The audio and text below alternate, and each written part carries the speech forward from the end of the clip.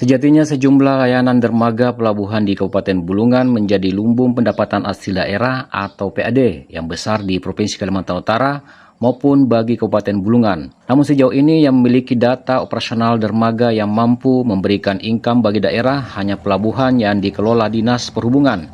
Sedangkan sejumlah dermaga besar untuk retribusi bongkar muat perusahaan belum memiliki catatan kontribusi yang real dari dinas terkait. Selain income PAD dari sektor transportasi air yang belum maksimal, pemerintah Bulungan melalui Dinas Perhubungan Laut setempat juga diperhadapkan oleh dua kendala lain yang justru mengarah kepada penurunan income PAD Bulungan dari sektor transportasi dan bongkar muat barang. Kedua kendala itu yakni hadirnya pelabuhan baru di Kabupaten Berau, Kalimantan Timur, dan pelabuhan serupa di Kabupaten Malino yang kini menyedot ke aktivitas bongkar muat barang kapal antar provinsi dan daerah di dua wilayah dermaga pelabuhan Kabupaten Bulungan. Kondisi ini membuat jumlah PAD di Pelabuhan Kayan 1 sebagai andalan pendapatan dermaga bongkar muat utama Pelabuhan Tanjung Selor mengalami penurunan signifikan hingga mencapai angka 50% dari sebelumnya. Kendala kedua yakni aktivitas bongkar muat kapal barang di Pelabuhan Kayan 1 terpengaruh oleh air pasang surut dan terjadinya pendangkalan air di titik dermaga bongkar muat kapal. Kondisi ini yang membuat kapal bongkar muat lebih memilih melakukan aktivitas bongkar muat di dermaga Pelabuhan Berau dan Malino daripada di Pelabuhan Bulungan.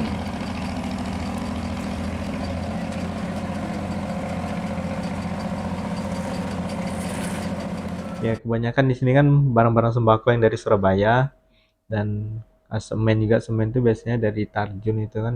Dia sesuai dengan Pak kedatangan, kan dia semenjak sudah masuk lewat Berau, lewat Malinau, jadi intensitasnya sudah turun sebenarnya Pak.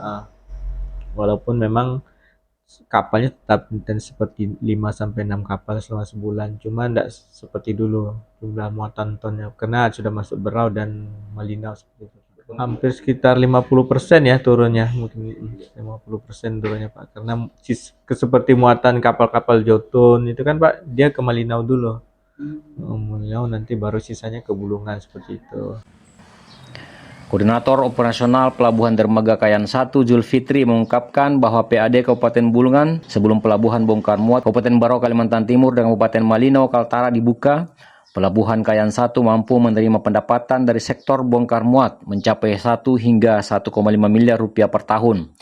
Namun setelah dua pelabuhan pesaing beroperasi di Berau dan Malinau, PAD Bulungan paling tinggi hanya mampu mencapai 500 juta hingga 750 juta per tahun. Dermaga Pelabuhan Kayan 1 juga tidak memiliki kapasitas alat berat bongkar muat mulai dari kendaraan forklift hingga jejaring net untuk membongkar barang yang mayoritas barang curah seperti semen dan alat-alat kebutuhan perusahaan tambang maupun industri lainnya yang ada di Bulungan. Selain mengalami pendangkalan sungai, Pelabuhan Kayan 1 dan Kayan 6 sebagai dua sektor pelayanan bongkar muat untuk kapal besi dan kapal kayu di Tanjung Selor juga memiliki areal dermaga yang sempit atau kecil. Berbagai kendala inilah yang butuh dipikirkan pemerintah baik provinsi maupun Kabupaten Bulungan untuk dibenahi agar pelabuhan di Tanjung Selor bernilai tepat guna dan memiliki azas manfaat yang meluas kepada masyarakat. Jika Pelabuhan Kayan 1 mengalami penurunan PAD dari hasil bongkar muat, maka perbedaan terjadi pada Pelabuhan Kayan 6 yang melayani bongkar muat antar kabupaten kota se-Kalimantan Utara. Koordinator lapangan Kayan 6 Hendrik mengungkapkan, meski diakui areal dermaga kecil dan terganggu oleh pendangkalan air sungai untuk kelancaran bongkar muat kapal, namun dilihat aktivitas bongkar muat kapal-kapal kayu yang memuat material curah seperti semen dan barang-barang dagangan material toko lainnya di Pelabuhan Kayan 6 mengalami peningkatan PAD yang cukup tajam. Hal itu tak terlepas karena penerapan manajemen aturan ke dermaga yang tegas dan tertata sehingga kenyamanan, kelancaran, dan ketertiban di Pelabuhan Kayan 6 mampu menarik perhatian dan minat kapal-kapal bongkar muat berlabuh di pelabuhan tersebut.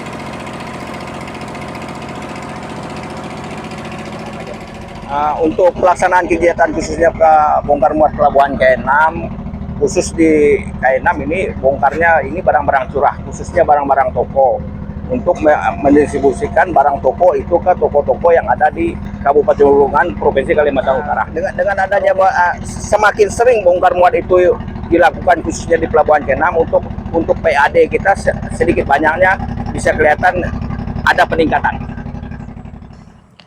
Catatan Henry mengungkapkan kontribusi PAD dari hasil bongkar muat Kayan 6 bagi daerah mencapai hingga 65% dan sebelumnya yang hanya berkisar antara 30 hingga 40% dalam setiap tahun.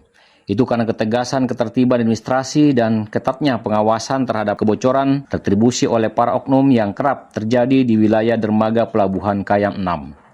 Jika pelabuhan komersial dikelola Dinas Perhubungan Bulungan mengalami dinamika pasang surut untuk sektor pendapatan daerah, maka berbeda jauh dengan kegiatan layanan pelabuhan transportasi penumpang antar pulau dan antar provinsi di Pelabuhan Kayan 2. Di area terminal pemberangkatan selain perbaikan dan penambahan infrastruktur layanan ditingkatkan, pelayanan dan kenyamanan terminal pemberangkatan dan kedatangan juga ditingkatkan. Kepala Dinas Perhubungan Kabupaten Bulungan, Yunus Luat mengatakan pemerintah daerah Bulungan kini sedang memperbesar dermaga pemberangkatan Pelabuhan Kayan 2 serta membangun penambahan parkiran kendaraan roda 4 dan 2 yang baru agar kawasan dermaga Pelabuhan Kayan 2 tidak terlihat semraut dan memberikan kenyamanan bagi penumpang. Kalau dari pantauan kami atau rekapan kami setiap hari, kalau kemarin jumlah armada yang berangkat 755 orang, sudah termasuk anak-anak. Kalau kita masih dalam tahap rehab ya sini. Jadi ya kadang-kadang masih kurang lah, kita untuk pelayanan masih kurang nyaman lah penumpang. Kita sementara ini ya ruang tunggunya kita benahi. Cuman untuk saat ini kita intinya masih dalam tahap rehab, termasuk yang ponton itu tahap rehab kita. Jadi untuk kenyamanan penumpang pelan-pelan kita akomodir. Kalau MCK ya bisa, mungkin kita bicara sendiri sudah mulai ada peningkatan. Ya kan, cuman karena mungkin gedung kita bagaimana lah. Tapi sudah, kalau menurut saya sih sudah agak bagus sudah kalau menurut saya, karena sudah sistemnya ya standar lah, standar nasional lah kalau saya bilang.